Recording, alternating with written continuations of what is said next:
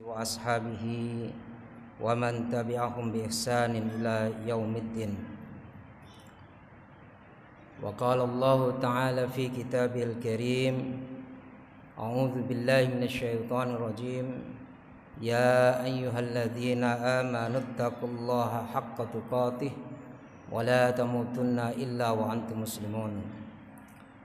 Wa qala Allah ta'ala aidan, wa min ayatihil lailu wan naharu wasyamsu wal qamar la tasjudu lisyamsi wala lil qamar wasjudu lillahi alladzi khalaqahunna in kuntum iyyahu ta'budun.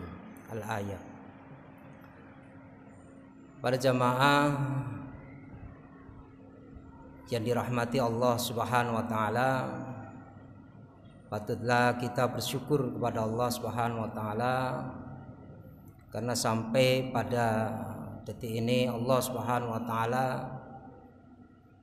masih tetap melimpahkan rahmat serta maunahnya kepada kita semua, sehingga dengan rahmat dan pertolongan dari Allah Subhanahu wa taala kita hari ini bisa hadir untuk melaksanakan salah satu kewajiban yang Allah Ta'ala perintahkan kepada kita, yaitu melaksanakan sholat maghrib.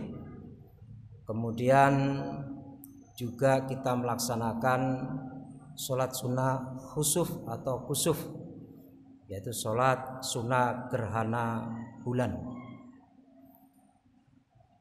Inilah yang disebut dengan ihya sunnah, menghidup-hidupkan sunnah Nabi Sallallahu Alaihi Wasallam yang sempat sekian tahun lamanya sempat tenggelam. Dulu kita tidak sebagaimana hari ini kita lihat, atau tahun-tahun 4, 3 atau 5 tahun yang lalu, setiap ada gerhana bulan atau matahari, alhamdulillah umat Islam berbondong-bondong untuk melaksanakan sholat gerhana bulan atau matahari di masjid-masjid dengan melaksanakannya secara berjamaah. Beda dengan dulu, ya, mungkin sekitar 20 tahun yang lalu, ya, jarang ketika ada peristiwa gerhana bulan terus kemudian masjid-masjid melaksanakan sholat sunnah gerhana bulan. Alhamdulillah hari ini kita lihat, alhamdulillah hampir masjid-masjid, ya, di seluruh Indonesia itu melaksanakan sholat gerhana bulan. Ini kita patut bersyukur ada semacam gairah di tengah-tengah masyarakat kita untuk kembali menghidup-hidupkan sunnah Nabi Sallallahu Alaihi Wasallam. Para jamaah yang dirahmati Allah Subhanahu wa taala, sholat gerhana bulan ini para jamaah adalah merupakan salah satu peristiwa alam, yang peristiwa alam ini hendaknya kita sikapi sebagai orang muslim yang mengaku dirinya beriman kepada Allah Subhanahu wa taala, agar kita ketika ada peristiwa alam sebagaimana hari ini ada peristiwa gerhana bulan, maka hendaknya kita sikapi dengan rasa keimanan kita kepada Allah Subhanahu wa taala, rasa ketakwaan kita kepada Allah Subhanahu wa taala di dalam mensikapi peristiwa alam yang Allah Ta'ala nyatakan di dalam hidup dan kehidupan kita.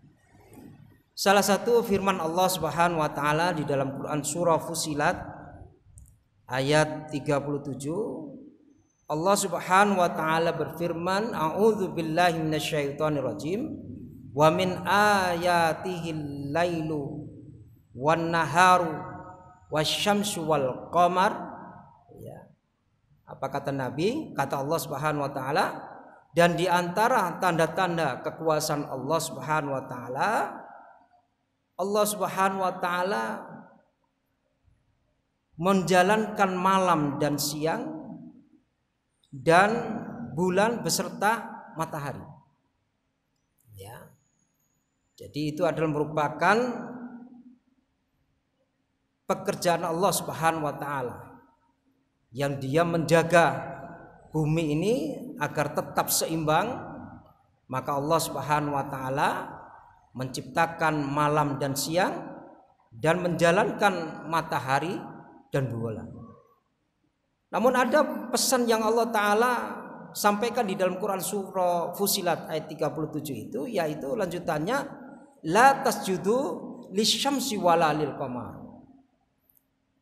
Ketika kita menjumpai peristiwa alam semacam gerhana bulan atau gerhana matahari, Allah Subhanahu wa taala melarang kita jangan sampai ada sebuah mitos ya di tengah-tengah masyarakat ya, kalau terjadi satu peristiwa alam gerhana bulan atau gerhana matahari, jangan sampai kemudian masyarakat mensikapi kemudian agar supaya gerhana bulan atau gerhana matahari itu tidak menimpakan satu musibah atau bencana kemudian menyembah kepada matahari dan bulan. Maka Allah Subhanahu wa taala melarang la tasjudu lisyamsi wala lil qamar. Janganlah kalian semua itu sujud ya, kepada matahari dan bulan.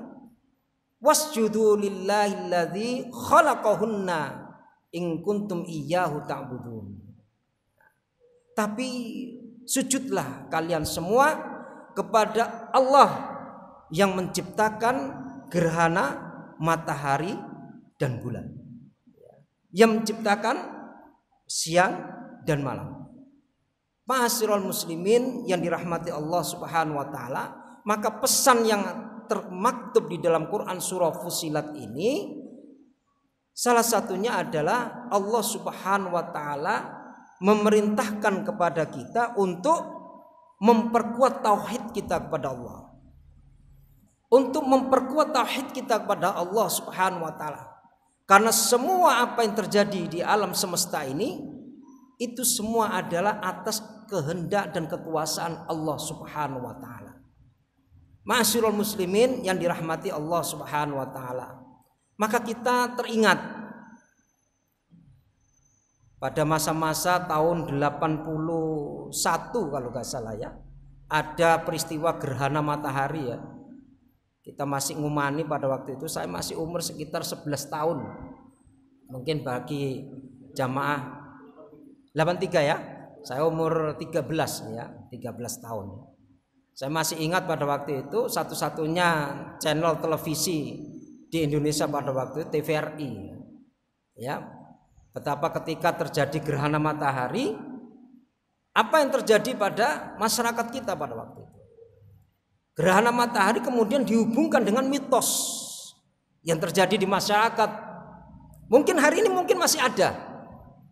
Kita lihat pada waktu itu ketika gerhana matahari terjadi pada tahun 83 pada siang hari itu ya, ketika matahari sudah kelihatan gelap begitu, kemudian masyarakat kita yang awam ya, mereka mensikapi bagi mereka yang ibu-ibu hamil itu disuruh sembunyi di kolong tempat tidur. Masih ingat ya? Ibu hamil langsung masuk ke dalam kolong tempat tidur. Ada sebagian kemudian mensikapnya apa? Ada sebagian masyarakat kita dengan keawamannya, dia kemudian memukul lesung.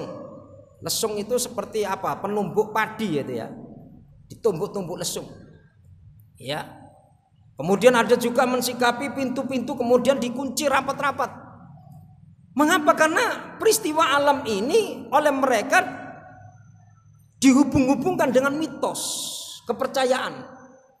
Kalau terjadi gerhana matahari atau bulan, kemudian mereka memiliki satu keyakinan bahwa gerhana matahari atau gerhana bulan yang terjadi pada waktu itu akan mendatangkan bencana, akan mendatangkan musibah. Oleh karena itu para jamaah yang dirahmati Allah Subhanahu wa taala, maka sikap kita ketika kita berada di dalam situasi terjadinya peristiwa alam pada hari ini, maka sikap kita sebagai seorang mukmin yang mengaku beriman kepada Allah Subhanahu wa taala, maka jangan lupa kita ketika menghadapi peristiwa itu adalah kita diperintahkan oleh Nabi Shallallahu alaihi wasallam untuk memperbanyak zikir kepada Allah, untuk memperbanyak istighfar kepada Allah Subhanahu wa taala. Maka dalam salah satu hadis Nabi sallallahu alaihi wasallam, Nabi sallallahu alaihi wasallam pernah bersabda, "Inna syamsa wal qamara la yankasifani." Sesungguhnya gerhana matahari dan bulan itu tidaklah terjadi gerhana matahari dengan bulan itu limauti ahadin. Jangan dihubung-hubungkan dengan kematian seseorang.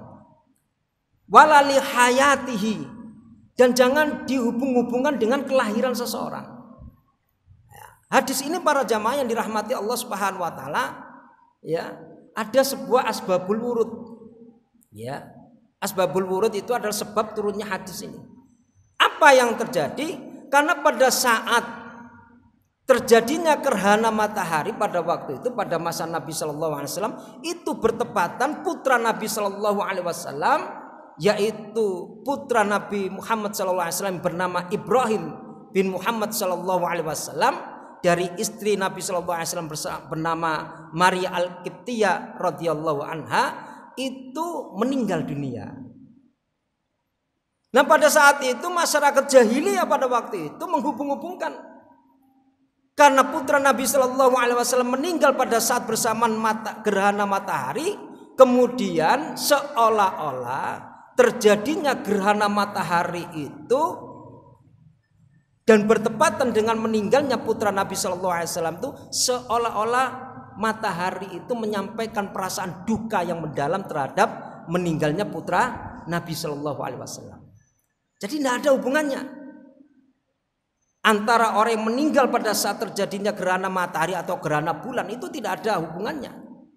Dan juga tidak ada hubungannya dengan walali hayatihi, dan juga tidak ada hubungannya dengan kelahiran seseorang.